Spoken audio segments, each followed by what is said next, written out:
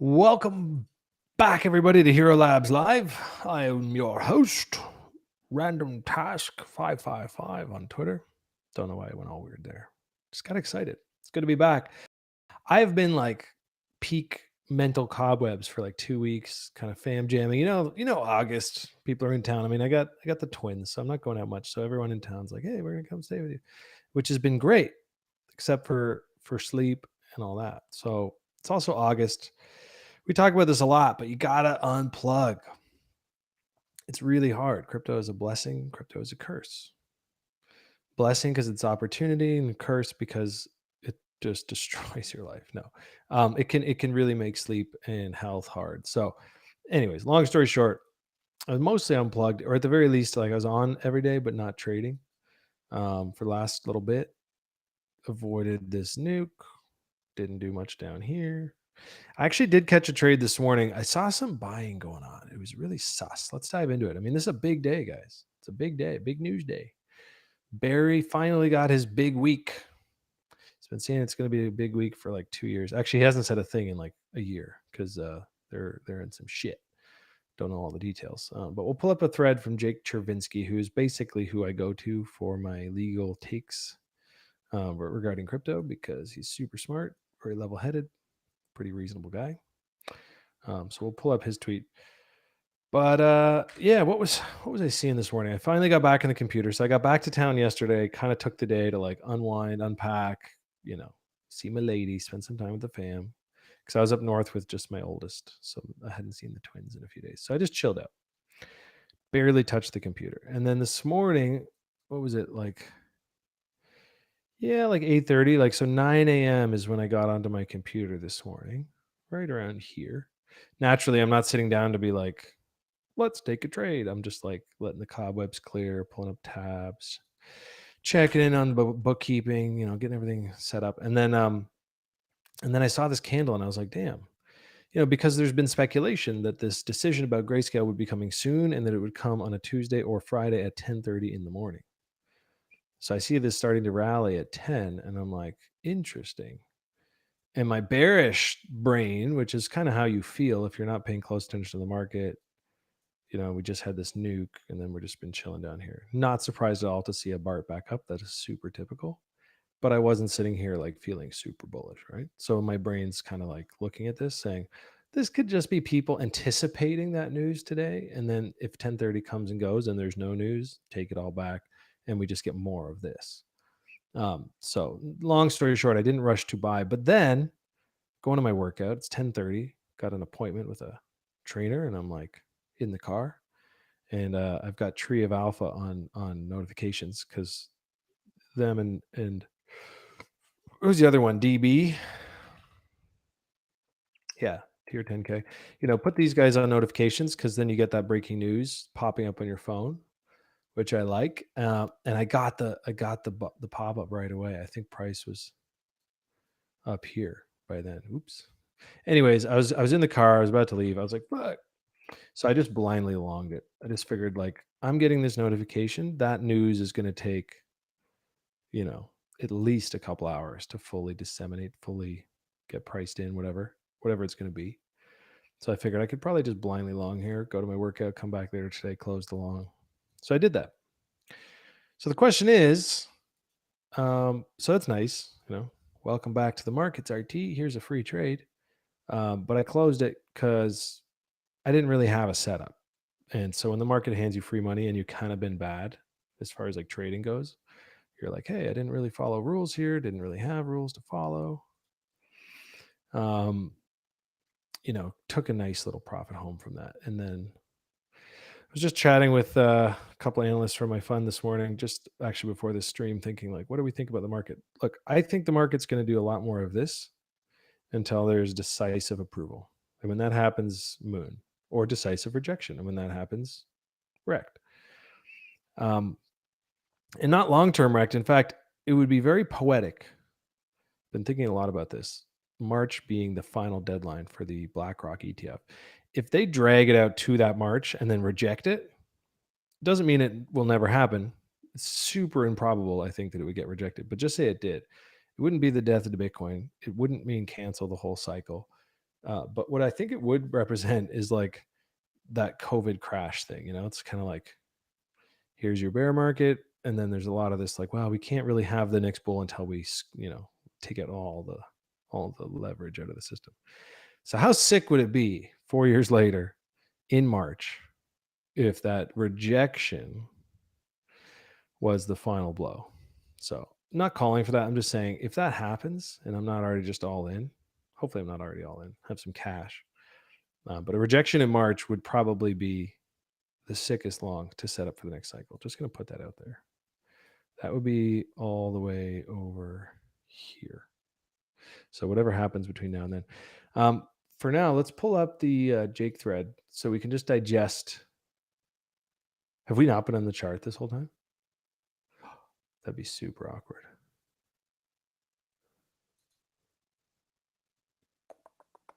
No chart? Oh dear. I don't think we were on the chart that whole time. Oh well. Anyways, I wasn't highlighting anything crazy, just kind of going through the lower time frames of how this morning came out. Like there was clearly insiders buying. Now it's visible. Yeah, there was. Yeah, sorry about that, guys. We will send a fine notice of a $5 fine to the producer. It's all good. I was just pointing out the low time frame insider buying today pre-announcement of this decision, which is totally typical. And really that's what markets are about. I say insider buying, it doesn't mean Grayscale was buying it. It's just somebody who's closer to the news than us. That's what markets are all about. Anyways, Jake really highlights it nicely here, basically saying, yeah, it's a massive victory, but it's not an approval. What we got today was a circuit judges soundly rejecting the SEC's view that the proposal was not, quote, designed to prevent fraudulent and manipulative acts and practices. So in other words, the SEC basically blocked their spot Bitcoin ETF proposal under a certain set of reasoning. And today the judge rejected that reasoning. So they could still block it, find a new reason to block it. But he presents an interesting take here, which is that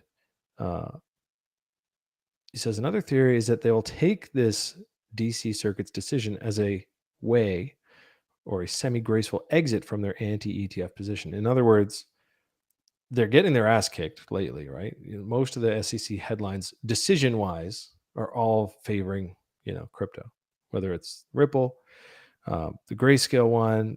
I think Coinbase hasn't really had a decision yet, but left and right, you're just kind of seeing SEC take L's. So they maybe want to be out of their anti-crypto, anti-ETF position. So his take is that the more likely case is that they'll use this decision today to kind of slide back out of their anti-ETF position and start just playing ball with what is clearly the momentum in the markets right now. And I don't even just mean the markets, like even the Senate, Congress, whatever, like there's just more and more supporters each year, each month, whatever. And then, BlackRock obviously swings pretty heavy over in DC, Larry Fink. So yeah, I thought his take was pretty good. So TLDR, it is not an approval, but it is yet another L for the SEC. It's a win for Grayscale. And now the SEC has to decide, okay, are we just going to approve it or are we going to reject it under a new set of reasons? And that'll just prolong what appears to be the inevitable, which is that eventually the US will have a spot traded Bitcoin ETF. Canada already has one. Woo woo. Germany, I think, is the other country. The UK was talking about one. So like they exist. It's not like they don't exist. But one in the US, obviously, with some of these larger names would be muy grande, much bigger. So as far as price action goes, I drew up this range because of Smeety Boop. Not really how I would draw a range, but I have it on here. He kind of picked this low because it kind of aligned there and it's just whatever. It kind of fits though. Nothing wrong with it. It certainly looks clean. I just don't know what rule to follow if I wanted to be consistent. How I would have looked at this was just like, hey, here's a low, within this area, like reload zones, thinking about being excited mostly down in these zones because you're close to an invalidation. Problem is, like on the way up, every one of those kinds of setups just got nuked before the big move. It wasn't a very profitable way to get long high time frame this year. Like here, it was like, hey, I'm stopped out. Oh, then the move. So anyways, zooming in, It was just pure chop bullshit. There was definitely a chance. It was actually an unfortunate miss here because I made that stream, or I did that stream last week where I talked about the reload zones. And one of my favorite ways to use reload zones is on lower time frames where you go like this. You say, instead of like trying to blindly long these big nukes, these liquidation cascades, wait for them to bounce and then try to long the retest of those lows. And there was a really, really nice one here. So actually, like, that's Tuesday. So like during the live stream, we were in one, but I didn't really have my trading hat on because I have, like I said, I haven't really been actively trading, certainly not leverage for the last few weeks. Just been in like chill mode. So, you know, an unfortunate miss there. That would have been a super sweet video to have highlighted the value and sort of use case of a reload zone and then have it be longing, 25,555. Pretty cool. Easy in retrospect. So anyways, what do I think about Bitcoin? Well, I'm not looking to short it. I think short time frame, like today, the meat of the move is probably finished. Last time we got Bitcoin ETF applications, it ended up being like a 7-day event of up and then a bunch of chop. This is day one. It's not an approval, but it is positive news. And this has kind of been my thinking through all this like shitty, annoying downside, is that we're probably just going to like drip and move sideways and drip and move sideways until there's positive news on that front. And then we'll get some squeezes, some takesies, backsies. And then in the absence of approval or more news towards the approval, we get a lot more sideways and all that. So I'm out of my like sort of what we call it, shoot from the hip long that I took because I had just gotten in my car and then I saw the notification. I was like, oh fuck, it was insiders buying. You know what? I'm just gonna take it long. So I'm out of that because it wasn't a very good setup. It was just like longing news. But yeah, not shorting. Early to short, late to long. So what am I watching for? Well, I do have some cash. I'd like to deploy it. I think this makes for a pretty decent level in this general consolidation. So any kind of like, if the absence of any more news for the next week or so, we could just see a chop here. Any kind of drips down here, I would definitely be looking to long, not flipping bearish. Break into the upper half of this range, get up against this 29K. Lots of VPVR price action up here in the low 29s. I'd be watching those levels. Not really to short. I don't know. I'm bad at shorting, guys. I'm bad at shorting, and if I ever do want to short, it's a bad sign for your shorts. I think people rushing to try to short this news today is a mistake. I think during the euphoria of, hey, we're all going higher, Ripple just won their case, like that, obviously, in retrospect, was like an extremely tough spot to mentally want to short, and that was the one. But the way I see it, this is my general positioning in the market, is like we're near the end of a cycle.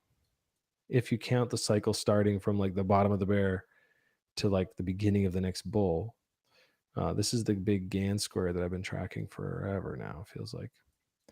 And it captured, one of the rules of Gann is like the place you want to long is this 8-to-1 line, this angle. That was the COVID crash, worked out pretty well. You can expect these horizontals to act as resistance and support. They've been doing that sort of, on the way up and very loosely there, very cleanly there. FTX bottom came in at 1, chilled here for a bit. So we've been chopping around. But what's interesting here, I mean, I guess where I was going with that is like we're near the end of a bear, so I'm just generally not looking to like make it by shorting things. There's going to be some really nice scalp shorts, as there have been. There always will be, but it's just not how I'm trying to find places to position myself for like mid and longer term swings here. So if you're going super high time frame, this whole range is probably a decent long. But interestingly, this arc has played its role as resistance in the last few weeks. It's kind of cool. Did I short it? Not a chance. And then more interestingly, because of how successful this Gann square was at sort of, it literally put the fucking top in the market. That's kind of cool. and then the horizontals all the way down, marking the bottom with one of them. So I decided to make a new one for this cycle using the exact same criteria or whatever, criteria, I guess is the word. And so that's just like taking from the low to the impulse high off the lows. And that was here. And then it just spits out this big old square. And interestingly, so far it's actually already started working quite well. I mean, look at this arc. Again, this arc was created here, and then it just ended up being the resistance. And as soon as it flipped, you could see it kind of break on lower time frames there. It just teleported to the next line on this chart. And then when it failed from there, it basically made its way to the next line on this chart. So I've already started kind of watching this, and I thought it was interesting. Yesterday, I noticed for the few minutes I did spend on the computer, I was like, hey, look, we're just riding up this little scan angle. It wasn't enough for me to blindly long, but I'll be watching this. This is going to be a really nice sort of forecasting tool, probably, at least when it's like helping set bias. And as you can see, compared to the last one, we're just getting started.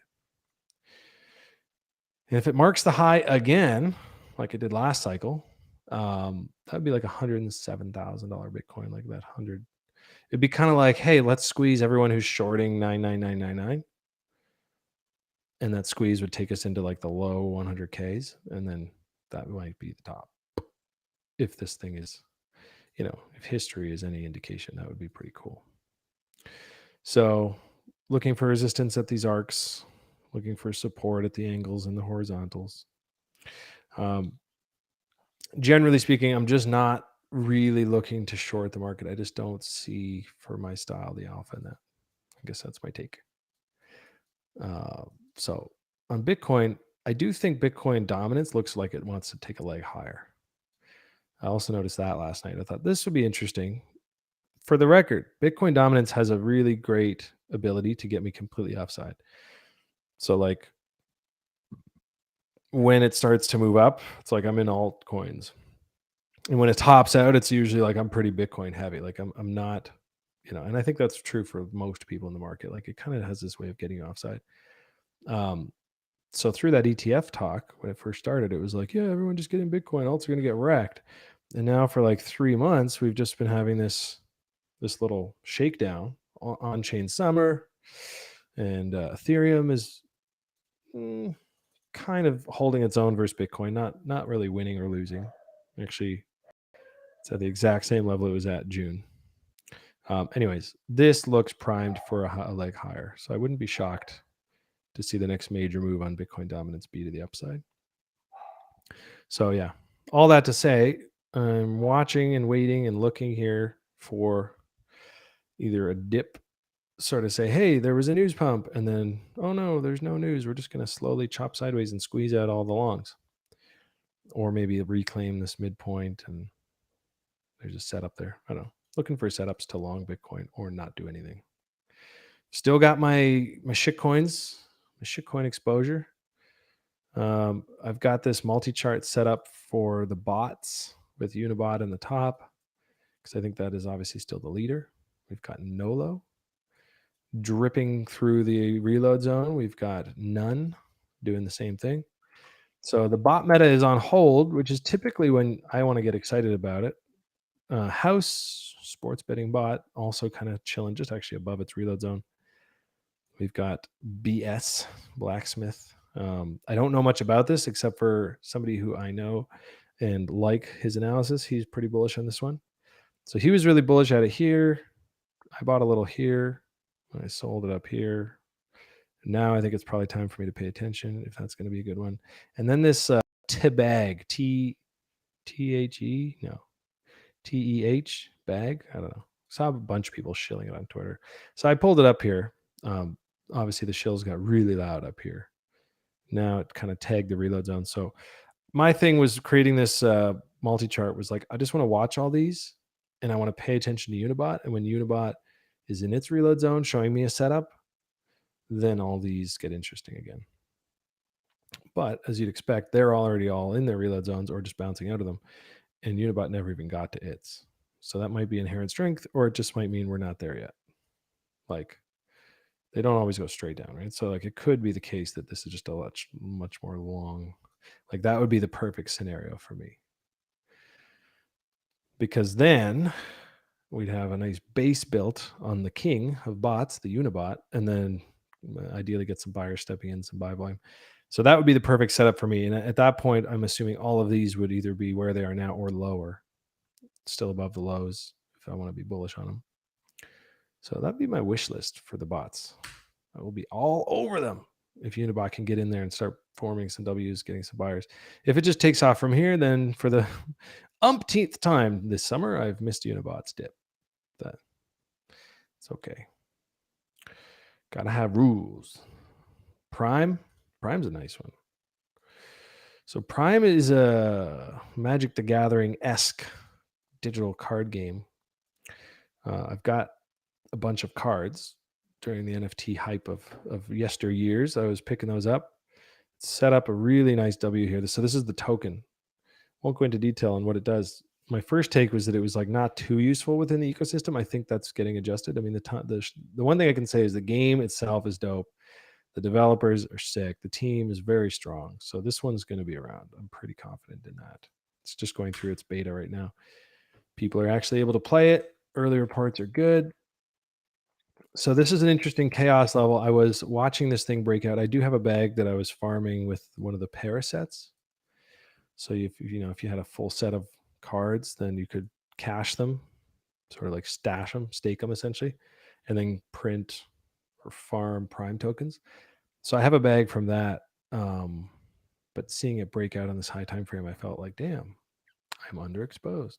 And then they launched on base, and so they caught a little bit of that hype. So anything in this like low twos, I really like. I want to get a pretty decent sized position with some of my on-chain gambling money. This is a cut above gambling money. Like gambling money is for like, 700K market cap shit coins that I think are going to rock. I'm talking like a good chunk of percent of my portfolio. I'd like to get into this one if it gets into these low twos. I think that would just be delicious. I'm not going to buy it here because I already have some and I'm going to be a disciplined trader. And it's more important that I follow my rules than it is that I make money. That's my vibe. Anyways, good morning, guys. Should probably check the chat. Man, it's been a while. I'm getting rusty. Good to see Tom Trades active in the chat along with Vibes. Hard Made Easy. Saying he's hyped to have me back, dude. I'm hyped to be back. I may not look hyped because I average 4.5 hours of sleep per night. Babies. But I'm working on that. That's going to be my new goal for this month. Just sleep. Get the 6 to 8 hours. I think we're going to see a lot of this kind of Bitcoin action where it's just like good news, absence of news. And in the absence of good new catalysts, you typically just get down sideways. Good news. So if I had to be a betting man, I'd say this week I regret closing my long today at lunch. In the sense of like it could have gone higher. I don't really regret it because it's like it was actually a decent gain, and sitting down getting a free lunch is pretty sweet. I'll take it.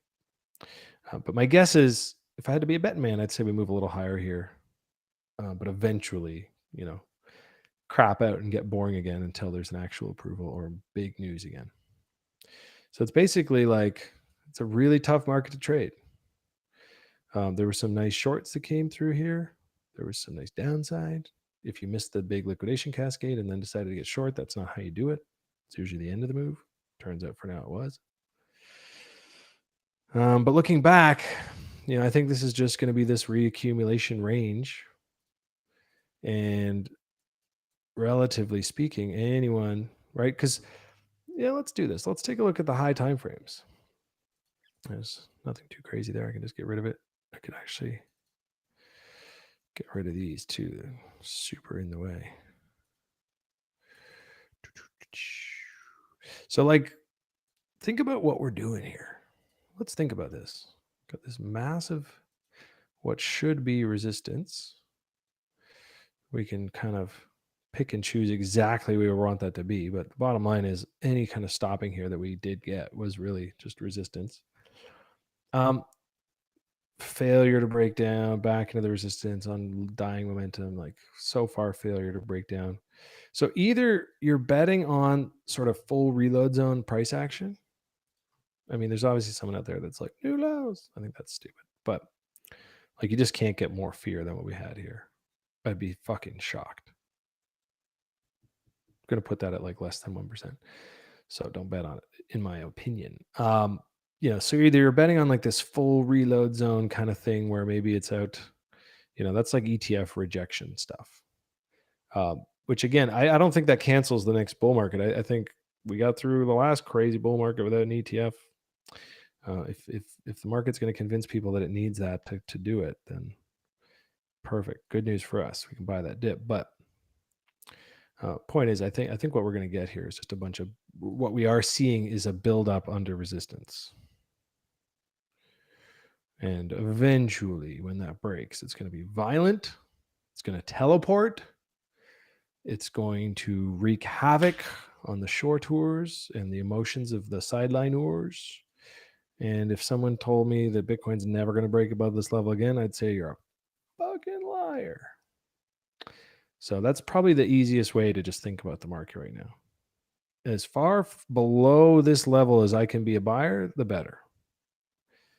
And I think that stops being true when we go make new lows. If we did, that would be like, okay, invalidate it, get out, McDonald's. But yeah. So now that I say all these things kind of going in circles, I realize I don't really have a strong thesis for exactly what to do right here.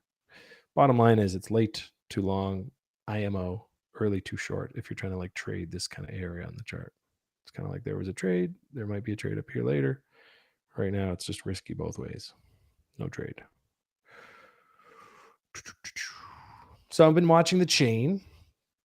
Like I said, Prime being one of the ones that I'm interested in. The bots, super interesting. I was looking at ICE. I don't really care about that coin right now. I was watching it because someone asked me about it, but yeah, I don't see any reason to go down here. There's still just not very much liquidity, and it's been around a long time. So I think we can just get rid of that one. Don't know how. What's this one? Oh, Pepe. Oh yeah, for the video last week, we looked at Pepe because the chaos levels were so sweet. There was a few consolidations on the way up where if you drew chaos PRZs, they just gave you all these really nice levels that ended up being the highs. Pretty sweet. Anyways, I don't know how to close these. I'm such a noob. Oh yeah, like that. The trash can, good old trash can. So I'm going to keep that one on. Anyways, yeah, what do you guys see in the market? Let's just get into it nice and easy here. Talk some alts. I think I personally am more on like the Bitcoin dominance moves higher from here train. So if anything, going back here, like, retests of this W breakout, definitely thinking long, thinking build position, any kind of test of these lows, thinking build position. Because it's either a really fucking sweet place to be long from, or it's really close to where that idea becomes stupid and wrong, and I can get out of it. Yeah, that's it. I was about to say, I doubt we just never come back and test those, but who knows? Maybe there's just more news digestion later today, and we just move higher, and we come and sweep out all the liquidity up here, and there's like also a non-zero chance we just do something like drive everyone absolutely mental for the next little while. Be so sick until the approval. That'd be sick. Like, who knows? Who knows how it's going to happen? I think zoom out long enough, and I just kind of have a pretty good sense of where I think it's headed, and that's where I want to be positioned, and that's what I'm doing. Low time frame, the market is fairly trendless, very sensitive to news, and super boring in the absence of said news. And then there were most likely is going to be an approval someday in the next 6 months, and we'll be like, oh my God, being long Bitcoin was the easiest thing I could have done. That's my base case. Yeah, so there's a swap to WAGME from ICE. That's kind of been the catalyst over there. No idea what's going on with that. I am all for the idea of a redemption arc for Danny. I think he's just a good dude. I've hung out with him. I like him. I miss him. So if he's going to have a big redemption arc on a WAGMI token into the next bull, I think that would be like poetry. I'd love to see it. But I'm not paying attention to it right now because there's just a lot of stuff going on. I will buy the highs. Yeah. Yeah. Godfather pointed something out really good. And this is actually the horse that I was beating on last cycle through this. You know, we had Messi and Rob and Gunny and I on each week on DeltaFi, and all through this, I was like so sick of this kind of like, well, could go here, could go there, could go here. And I just started DCAing, and I DCA'd into the Solana ecosystem. I bought Ray and Serum and Solana and Maps, like basically everything, FIDA, bought all the Solana coins, and I just kept buying a few each day or whatever, like bags and bags over the few weeks. And then, as you guys know, Solana went into its like insanity. So yes, I picked the right horse and it worked out great. But the point is, it's the first time that I ever just did a DCA strategy. And the nice thing about DCA, for those of you who don't know, it's dollar cost average, is where it just takes the guessing out of it. You say, okay, I have $10,000, and every 2 weeks for the next 20 weeks, I'm going to buy $1,000 worth of Bitcoin. You can even automate this on certain platforms like Coinbase and stuff. So that's a great way to do it. And then in this case, Godfather pointed out in the chat that actually last week he just bought because of that mentality. He's like, you know, we had a huge liquidation cascade, 350 million longs wiped out. Like, this is a good enough place for me to make one of those buys. Not all in. So if it goes lower, great. If it goes higher, I bought. Like, it's such a winning strategy. I cannot overstate that enough. Like, I feel like 90% of people put something out to this effect in one of the newsletters we used to do. Is that like the vast majority of people should really just be sitting back, dollar cost averaging into like top names, you know, and then maybe have like a little bit aside for shitcoining if that's your thing. But like for the most part, you can win in this space just by being mildly greedy when the market is either extremely or mildly fearful. Right now it's in fear. I imagine after today, this will reset and bump up to neutral because we had a pretty big day today.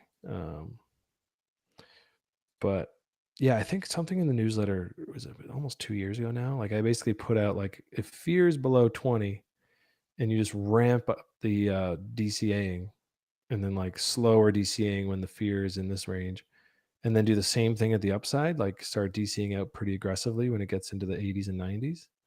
Like if you just kind of blindly did that, no, not financial advice, but if you just blindly did that, you'd outperform like 90% of the market. So yeah, and it's, you know, I think I actually, we should find the newsletter. I don't know if it's still published on our old website, but like, yeah, it performs pretty well. It's not a bad idea. So, you know, buying anything under 30K, long-term, mid-term, probably not bad. But as a trader, I hate, you know, I wouldn't long here because I need to know where I'm wrong. And if I'm bullish from this level, then I have to stay bullish all through these levels because they are still inherently bullish from a chart perspective. It really doesn't get bearish until you go below here. And so that creates a problem for me if I want to buy here that I have to wait all the way to here to get out of it. That's a big move. So I could still do it. I just have to long like very small size, which is Boeing. So I'm going to wait for a better setup. Longing the news this morning was a sweet little move though. It's too bad because we were going to talk a little bit about the pending Grayscale decision today on stream. Not like I was going to sit here and try to call it, but I was generally coming into this level thinking, let's talk about how this is probably a good place to long. And now it's like we kind of missed it 4 hours before the stream. Womp womp. Thinking about buying a bag of Stater, SD, yeah. And Sin bag, BTC&E, just waiting for it to go a bit lower. Tom's waiting. He says, put in some nice rounded bottoms or W's. If not that, then a breakout from the recent high time frame highs. Yeah. Yeah, I mean, breaking out trades above here. And that's why I was saying earlier, like this would just drive people insane if you got something like this. Just like a series of false breakouts. because all the breakout traders would just keep getting wrecked and keep getting wrecked, and then you get the breakout. So we've been getting that. Every time this year it made a new high, it like dumped, made a new high, dumped. Didn't really dump here yet, but then it made a new high. Super boring 3-month shit. Then made a new high and dumped. So we've already been kind of getting that. Some point, I imagine it will break out of there and not do that. So, yeah. But that's the thing. Whatever it does, just come with a plan. Tom Trades has a plan. He says, I'm waiting for W's down here around at bottoms and being very patient. And if I'm wrong, I know, I'm comfortable getting long up at the highs to take that teleportation ride that we hope is coming. So ice looks nice, says our producer. Yeah, I don't know. Let's go look at it. Okay, fine. Just like brought it up. I'll tell you what looks nice. I don't know if I'm not allowed to talk about this on stream. Some people are allowed to talk about it on stream. I don't know if I am, but from a purely technical perspective, the weekly hero chart looks nice. You're going to see this one behave similar to Solana in the sense that, like, when Solana's ripping, people are on there looking for stuff. I think a hero will end up being like kind of a high beta Solana. Like, that's how I see it. Right now, you've got the massive weekly downtrend, the bottoming out around FTX, breaking up and then dipping into a local reload zone, and then the weekly W breakout on the other side of the trend line. So and now dipping into that retest level. So it's a slower moving chart. It's not got, like the same centralized exchange liquidity where it's going to move with every little blip of Bitcoin. But I think if I'm bullish on Solana, then this thing likely just moves kind of lockstep with it to some extent. Not surprised to see it cool off after this big, strong breakout. And I wouldn't be surprised if this was the low and it goes higher, but I can't make that prediction. I can simply position myself. So I'm LPing on Radium and I'm holding and I'm staking. Anyways, that was just up here, so I decided to talk about it. Nice, looking nice. I mean, it's certainly looking oversold. High time frames, yeah. So I'd certainly, if I was going to look at this coin or touch this coin, I'd want to know what's going on with that WAGMI thing. It's parked in the reload zone right at the sweet spot. So there's nothing wrong with that. If this is like hype into the WAGMI stuff and that has passed, then I'm not interested. If this was hype into the WAGMI stuff and it has yet to pass, then this actually does look very interesting. The liquidity is like on the lower side. So that's usually where I get stuck. And for those of you who forget, I was super long on ICE. It's right from down here. Actually, like from $5, and then I bagged up even more at like 18, and I was so long on it, and I felt like I couldn't get out of the position because it was such low relative liquidity. And then I was in Lisbon during this for Solana Breakpoint, which was like the high of the whole market. And I was like, and then I got home and it was already down 40%. And I was like, okay, I'll wait for the bounce. It never came. So I have an emotional history with ICE. It was actually the one coin at the last bull market that I made an insane unrealized gain on and didn't take any profit. It was the one that got away. It's usually one. Vibe says he read some documents on the protocol last week. Super interesting. And he's going to check the Discord now. Cool. Yeah. I mean, report back to us if you're going to dive in and do some research and you want to share it with us here. We're going to have, you can hit us up in the pit, or you can hit us up back in the chat next week when we go solo live stream again. But yeah, I'll be back next week. In 2 weeks, I'm going to be away for a week, but I'll be back next week. So that's it, guys. It's not like for the stream, but like that's my main thing. Oh, here's an interesting one. DESO. Now, BitClout was the most hated coin of the last bull market, I think, after Hex, maybe. It came out on like a Bitcoin chain, like bonding curve, raised an insane amount through that. Then they launched their product. It was actually pretty sweet for what it was. Basically like a Twitter clone where you enabled all the content creator kind of like rewards and very much just what friend tech is right now. So I think it's ironic that friend tech is blowing up and a lot of the same people that hated on BitCloud are like, banging the table on it. Point is, this thing got rinsed. Now, they rebranded the token from Clout to DESO, so decentralized social. Word on the street is they've got a huge treasury filled with Bitcoin, something like north of 2,000 Bitcoin. So far from dead on a funding front. And don't quote me on that. I don't know the exact amount, but like very well funded still. Have built a blockchain, which is extremely fast, extremely cheap, has swaps and stuff. I've never used it. But our resident Rob Levy has, and he says it's great. So he maintains a bullish stance on this, and therefore I do. I have an old free position that he's never sold, and I actually loaded up. I loaded up a little more, kind of through like these 8s and 9s. And then I just slapped these trend lines on it today because I was talking about it with my buddy, and I was like, "Oh shit, look at that! The trend line from high to mid here. Yeah, we're coming up to it." And so Friendtech getting exciting. Does DESO get an echo rally? Does it just come out with its own cool shit and just do its own thing, whatever? But I thought the heat in the market about that kind of general product is interesting to me, that this thing is just a stable coin. So it's trading on Coinbase. The liquidity is remaining thin as it always has been. I'm going to get my asks working because I'd love to like sell half on a double again. So at $9, that doubles like up here at 18. It's not too bad.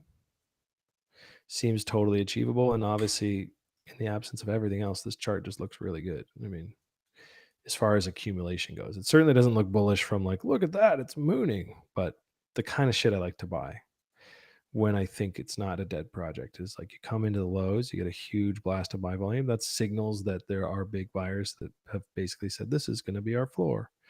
And then at each one of these, just another, buyers in control.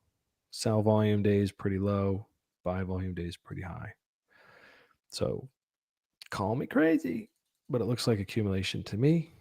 And it's the kind of chart I think I could just look back in a year or two and it'll be up. So I'm going to hold that bag. It's actually, weirdly, it's become one of my bigger bags, not because I'm the most bullish on it, just because, yeah, I don't know why. Like the free position I had was pretty big, I guess, and then I added a little to it.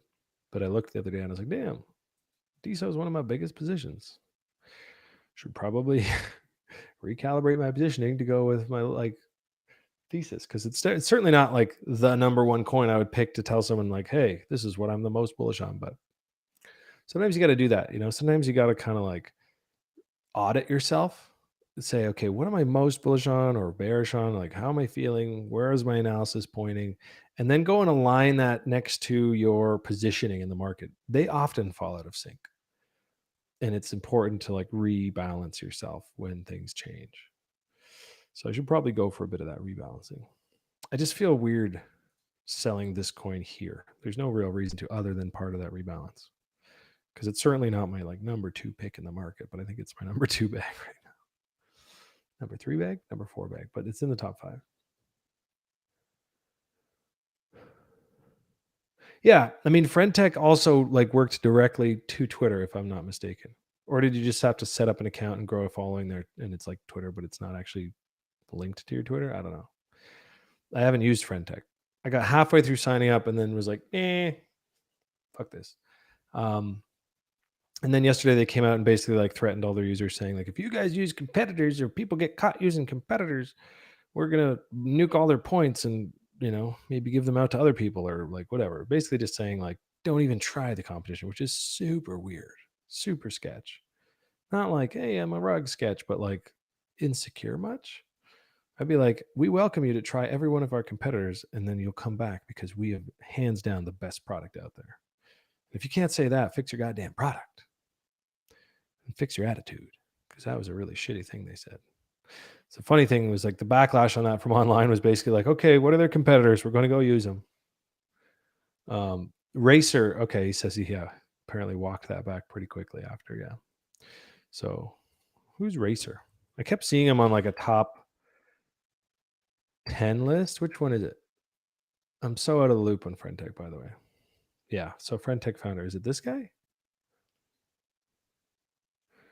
Yeah, super. The Vibe says he apologized being too emotional. I'm like, yeah, no kidding, dude. It was the weirdest sort of lame ass thing I've ever seen. In crypto, one of the most lame ass things you could see. Yeah, I'm not on there. Look, I've been through it with BitClout. You get in there and it's like a race to like, get all the big accounts first and then whatever. There's a few knocks on it that I have that were the same for BitClout, which is the bonding curve is so steep. So if you want to get to 1 million holders or followers, like the price just gets too ridiculous. So I don't know how they worked on that or if they fixed that. Like I said, I haven't been on there, but it just doesn't seem to scale.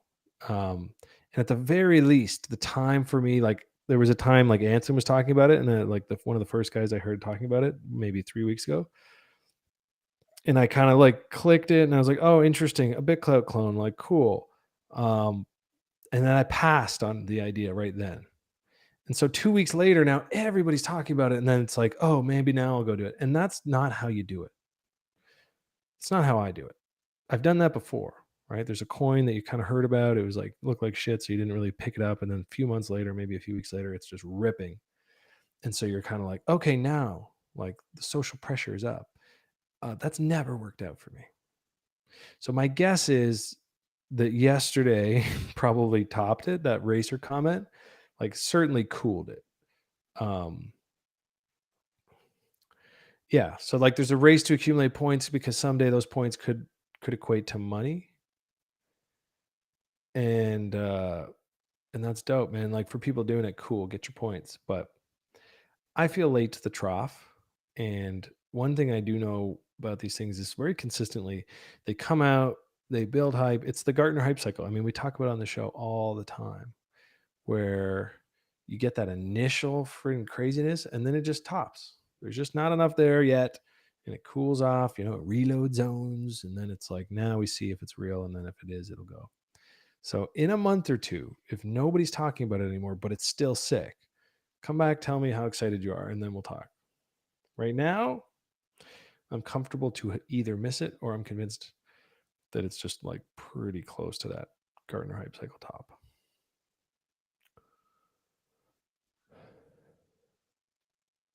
Yeah, I mean, just waiting for it to cool down because in a month or two, if it does cool down, a lot of the same people that are right now like, well, Fintech, buy my shares, like they're probably not going to be that hype about it. And ironically, that would be the time it would be interesting to like take some positions and dabble in it. Yeah. So, but I got my DESO bag, and if the hype does go, and then their competitors kind of go, and then there's just like a sector rally. This is the OG decentralized social coin, and they've got a big budget, and they've got some pretty good tech. So, do they then sort of announce some major thing like an ecosystem fund? I don't know. Who knows? But I could totally see this thing ripping. I mean, fuck. September last year. So wow, that's actually a long time ago, but it ripped from like $6 to $23 in like 2 weeks. So I think it's very close to at least the edge of this wedge, whatever that's going to be, triangle. You know how I feel about triangles. Lukewarm, but we like.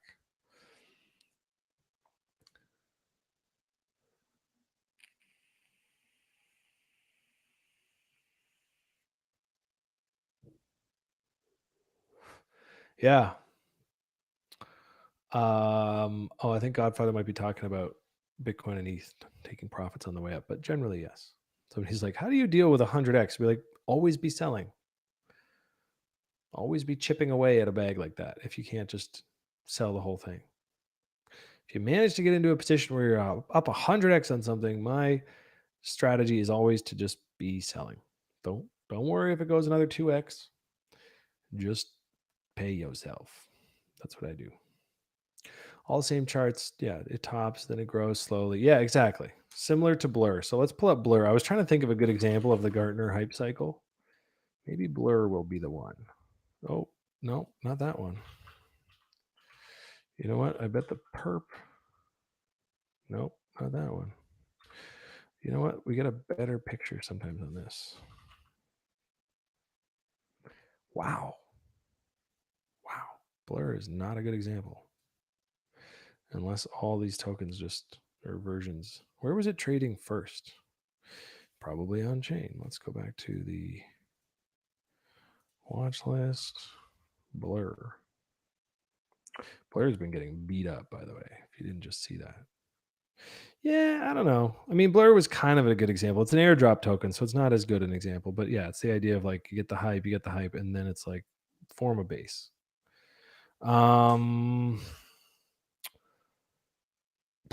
What's a good one? Like it comes out, it just rips rallies, and then it finds a base, usually in the reload zone, and then it goes on its crazy run. There's so many of these. I don't know why I'm drawing a blank.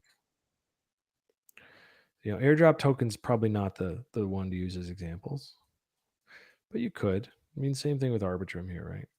If you're going to call that the low. Well, it became a good buy around the reload zone, or it could become a better buy, but it's this idea of like for a little while, everyone's talking about it, and then it's just like nobody's talking about Arbitrum right now, right? Yeah, I don't really have thoughts on Evergrande in China because I don't know enough about it to talk about it. I would say like Google some news and analysis on it and read that. I'm not the guy. I just know that it was like a real estate giant that had everyone thinking if they go bankrupt, it's going to really mess up the world economy. And so that was the news, apparently, that triggered like a little liquidation cascade. Although, and not to be that hindsight trader, guys, but I mean, we got a really bearish close the night before. Like, and I saw it too, but like I say, I suck at shorting. Like I'm not a breakout trader in general. So like new daily close on the highs, I don't like to long. New daily close below the lows, I don't like to short. Like I'm just not a good breakout trader. That's not. I don't really have setups for that. But like we got a really bearish close the day before, and then it was like Evergrande. Whoa. So what caused it? Did it signal it? We even got a close like this on FTT before FTX collapsed on the weekly. I don't even think I can look up the chart anymore, but I remember because I unlocked at a 10% penalty and sold all my FTT, and then I didn't think I'd have to close my account and withdraw everything clearly, but I actually nuked my FTT bag because it just had a terrible weekly close, but it was like super subtle. Let's look at it. It's funny, man. The market does leave little breadcrumbs. Where was it? It was here. So this was a really ugly close. I remember because I was talking to Rob Levy and I told him, I said, dude, FTT looks fucking cooked. Especially because you had this, right? So you had this like air gap. Now, had I known they had leveraged the shit out of their FTT in a loan and that this air gap would cause their collapse, I would have saved a heck of a lot of money. Those are all details that came out after the fact. But with this air gap, and then you have this low, that's not a low you want to lose on a weekly close. It basically says we're going to go fill in that air gap. So technically speaking, that happened right here, September. So I took a 10% haircut just to race unlock my FTT and dump it after that. And didn't really get rewarded for it because I kept that money on FTX. Ha ha ha. Not funny. Anyways, so you can get these little signals from the chart, and then weeks later it's like, oh man, how did we see that coming? In weird ways, the market. That's why I like charts, man. They signal things in advance, and sometimes it's only easy to see in retrospect, and then you really want to be like gaining confidence in trusting, like, okay, this means that we're about to break down. Again, big fat ETF air gap over here. Yeah. So did I trade it? No, I wasn't really in the driver's seat, like I said, for the last month, but these things happen a lot. So if you can learn to spot them, they're really great. Ooh, here's another one.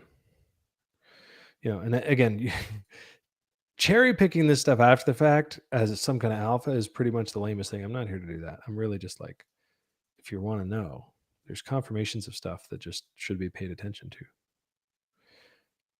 So it's what got me long. Actually, through this, I actually longed ETH on this. There was like an even cleaner setup of a range high reclaim, but yeah, that's it. I mean, every reason to be bearish down here. FTX has collapsed. It's all shitty. It's tax selling, and then we close a higher candle, air gap, air gap, right? Absence of trading activity. So these kinds of things come along once in a while. And trading for me is like more and more now about just waiting for those really good opportunities. This summer, I've not been trying to make it all back. I don't think that's the way to do it. I think there's going to be some really good trading conditions coming up, and I want to be ready for those. So, we'll get much better, easier times ahead. And so it's like, hey, can I maintain my portfolio? Can I grow it? I've definitely been shitcoining. I've been flipping bricks over on chain with like, oh, let's talk about this one. Here's a name that I like. Not my idea. Shout out to Boomer, who was one of the analysts at my fund. Great researcher. Actually just put out a really long form piece, like probably 17, 21 pages on BlockSwap Network, which is a huge infrastructure play that we're super excited about over at my fund, Magnus Capital, through the next cycle. It's like a super slow mover. You can't even find its token right now. The liquidity is poo. It does exist. You can get some, but it's hard to find BSN. But the infrastructure they're building is sick. If you're interested in this topic, it's like an LSD. So basically, like, okay, LSDs, cool, but they're really centralized, right? So you get Lido. It's like, well, Lido controls a huge amount of the network. Not great. Much better if you could have that in a decentralized way. So BlockSwap's building for that. We invested in like 2020 when POS didn't even exist for ETH yet. So these guys, they're smart. They've been building for the POS blocks, ETH before it even existed.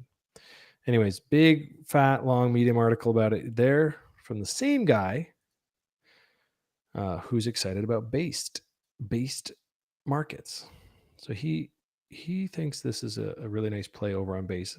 I asked him a few weeks ago or a month ago, like I said, hey, keep an eye on base. If you can find any good stuff going on over there, hit me up. I don't have the brain power or the time to be researching it. So that's part of what he's been helping me with. And I should say us over at the fund. And anyways, he picked this one out amongst some others. Based markets. Basically, see if I can summarize it, because I take these recos and ideas from him, I don't always have it all offhand myself. But in a nutshell, it's perp dex using the SYMMIO symmetrical agreements, which he's super bullish on.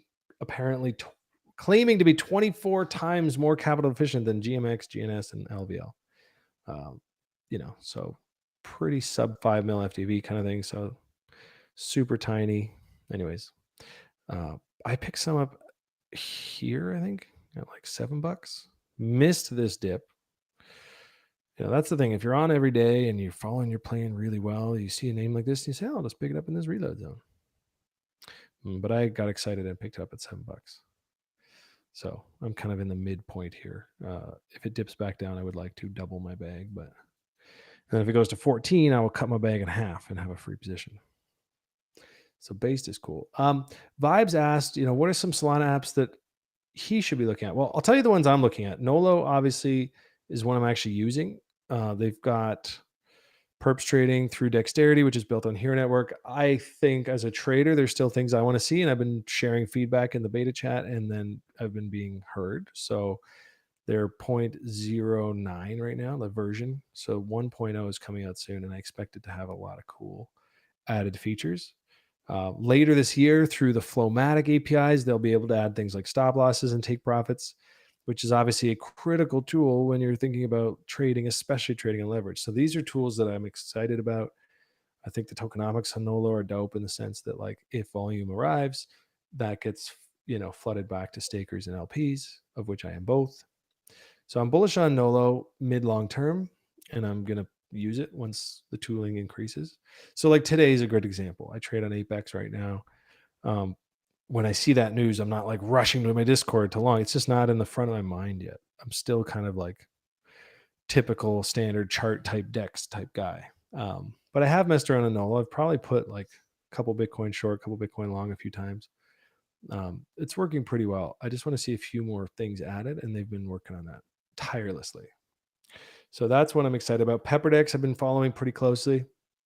I am excited about them. That'll be more like a UI that I'm ready to vibe with as a trader, trading on the same liquidity as Nolo. Um, I like the idea of having both, right? I don't imagine there'll be a mobile app out for anything plugged into Dexterity for a little while. So that's where Nolo comes in handy. I'm like, hey, I want to long some of this. Typed in my Discord. Pretty sweet. So yeah, PepperDex. And then there's another one I saw talking. Caitlin was talking to him in the pit today from SpedX. Don't know a ton about them. A little quieter on Twitter, or I'm just not following closely enough, but they're also building some stuff over there. So keeping an eye on that. Yeah, so I've been in the PepperDex Discord, GMing and whatnot. The term Peptember has popped up this week, so I'm excited to see what they're cooking up over there. We'll see. Jewel, yeah, I never touched Jewel, the kingdoms, whatever it is, ancient kingdoms or something. But yeah, never touched that one. But Vibe says he's still bullish. Don't know about all that. I literally don't know. I'm not saying I doubt it. I just can't comment. Let's keep an eye on this. Wouldn't be shocked if we extend higher and squeeze more and liquidate more shorts. Wouldn't be shocked if in the absence of any follow-up news we just drip and do what we've been doing in between all news events this year. So very clear cut for me. Thinking about longing through any kind of local reload zone, possibly even pump chaser zone if I get really excited, like start maybe thinking about some light longs in there. If we get like a little wiki into it, I'm not going to say I won't do that. But ideally, yeah, mid upper 26s is where I'd like to be starting to think long. And or some kind of reclaim of like 30K. I think I'd probably get pretty excited there. And then I'm going to be a little bit cautious up at the highs. Not selling a lot of stuff, but like certainly not. I don't know. I don't trust the breakout trade there unless there's ETF approval news. In which case, if I happen to be on my phone when it happens, I'm just going to like insta long some amount where my liquidation level is still super low because I'm not dumb. Don't want to get liquidated. It's like, hey, we got approved, donk. So if I ever like no stop loss blind long news, my liquidation level is always like 20K or like 17K. Like it's never like leveraging up my whole account. That's just asking for trouble. And in fact, today's like the first time in a long time that I've ever done that. Because I had just been looking at the chart saying this looks bullish, and then I saw the news. I was like, oh, it was. So I think my liquidation level today was like 21K for about 2 hours. No stop loss. Whiskey business. So I close that. So those are my final thoughts. Expect a whole lot of nothing from the market is I guess what I could say until there's an approval or a rejection of one of the ETFs. When that happens, you're going to have a very clear-cut move, super bearish into like reload zones, which is actually a great place to buy, or into some levels up here that we will highlight on next week's stream. I think we could keep it there for today. Feels good to be back in the chair. Feels good to be back on the streams, getting into a rhythm again. Like I said, I'll be off the week of the 11th to 15th for a little bit of traveling, work stuff. But other than that, I'll be back every week, Tuesdays. And we're going to have our group streams on Thursdays. And it's going to be so sick when Bitcoin breaks out of this level. Obviously on days like today, you can kind of feel it. You're like, oh, this is what it feels like to see a green candle. But like, oh, it's going to be good. And everything we do until then is an opportunity for me to try to find more length in the market. And if I manage to get that, like a big spot position back, right now I don't have a big spot position in Bitcoin. But once I start to build that position, then yeah, maybe there's some scalp short hedge type things I can do along the way. But mostly just trying to not overtrade this market. So we'll see. I don't know if the producer is here. Usually we would have been back off the chart by now, but since we're not, keep an eye on this arc. I'll be watching it, kind of coming into it. It's been rejected every time. Typically these act as like speed bumps. So the market either rides them down or just like moves slowly through them. So I wouldn't expect too much crazy uppy in the market until we move through this arc. On the other side of this arc, super bullish for me. Yeah. So that's it. Another day in crypto. Barry got his big week. There we are. Okay, we're back. Yeah, dude, if we look, I love Messi. I talk to him still. If we can get him on, we can get him on. But he's been pretty much like, nah, I just don't stream. I don't, me and my face being online, like it's just, it's like a zero sum game for him. He's not into it. If we get into a big rip roaring bull and there's enough excitement and dopamine flying through the market, and I'll definitely hit him up again and be like, yeah, man, old time's sake, get Rob and Gunny and he and I on there for like a good old Delta 5 throwback. I could see that. I'm going to give the probability of that ever happening at like 60%. I think that's a good chance if we get another crazy run. But as of right now, yeah, he's just not that interested in being live in general. So fair enough. But I'm with you, man. I think it'd be lovely to have him back for a stream. So yeah, not in a big rush to do anything right now. Kind of highlighted my ideas, a couple short lists, based markets over on base, is like the one kind of bag I have over there I'm excited about. Fear and greed is still